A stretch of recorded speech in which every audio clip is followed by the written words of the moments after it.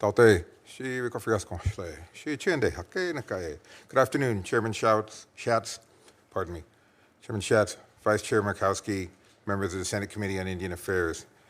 My name is Rico Frias. I'm the Executive Director of NAFOA, formerly the Native American Finance Officers Association, and the citizen of the Chinande Nation. I'd like to thank you for your time today and the opportunity to speak to you about priorities for the 118th Congress and beyond. I believe this hearing is especially important now in the wake of COVID-19 as Indian country prepares for new opportunities and challenges that we know will come. NAFOA is a national intertribal organization with 155 member tribes in 26 states. Our mission is to strengthen tribal finance and grow tribal economies by advocating for bipartisan policy solutions. Our priorities are to ensure parity for tribes with states and to unlock the economic potential of Indian country. Meaningful tribal tax reform will put tribes on equal footing with states. Unlocking the potential for energy development in Indian country will promote economic diversification. Eliminating dual taxation will better enable tribes to provide for their tribal citizens. For many years, Indian tribes have called for tax reform to address inequities in the current regulations. Members of both parties, including Vice Chair Murkowski, Senator Cortez Masto, Representative Ron Kind, and the late Representative Don Young, all introduced legislation in the last Congress to address Indian country's long-standing priorities with regards to tax reform. I would like to thank the members for their work and leadership on this legislation, and I include Representative Gwen Moore, who has agreed to take responsibility for this important legislation in the House now that Representative Kind has retired. Taken together, the Tribal Tax and Investment Reform Act, first introduced by Congressman Kind in 2013 in the 113th Congress, and the Native American Tax Reform and Relief Act, introduced by Senator Cortez Masto in the 117th, with support from Chairman Schatz and Chairman Wyden, outline Indian country's tax priorities. While varying slightly, the legislation includes important provisions that will put tribes on equal footing with state and local governments.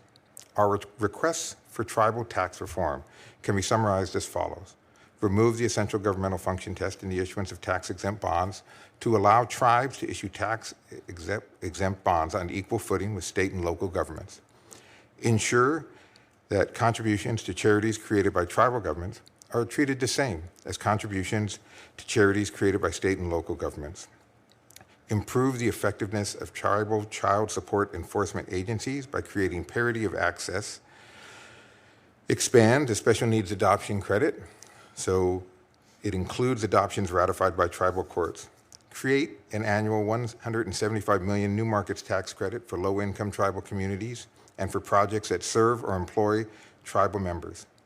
Create parity with state governments by removing the essential governmental function test from the Employee Retirement Income Security Act, and codify that possessory interest, permanent improvements without regard to ownership, and activities under leases or right-of-ways on Indian trust lands are not subject to state taxation.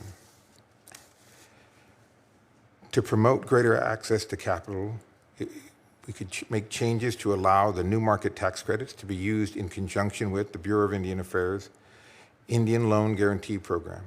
Currently, tribes cannot take advantage of the new market tax credits if utilizing the Indian Loan Guarantee Program. Correcting this would cost Congress nothing, but would dramatically increase the ability of smaller tribes to access capital.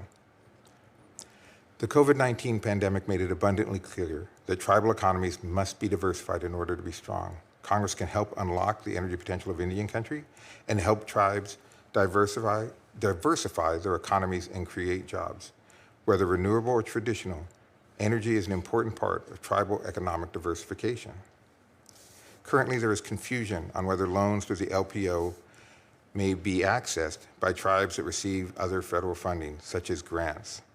There's a disconnect between the intent of Congress and the way this program is being implemented. And codifying the intent of Congress and making it clear that tribes should be able to access this program would unlock the $20 billion that Congress has allocated for this program. Congress has an obligation to protect tribal sovereignty and promote tribal self-determination. We urge this Congress to take up the above priorities, to promote the general welfare of tribes and their citizens by encouraging the economic growth and prosperity of Indian country. Thank you. Thank you very much for your testimony. Ms. Zientek, please proceed.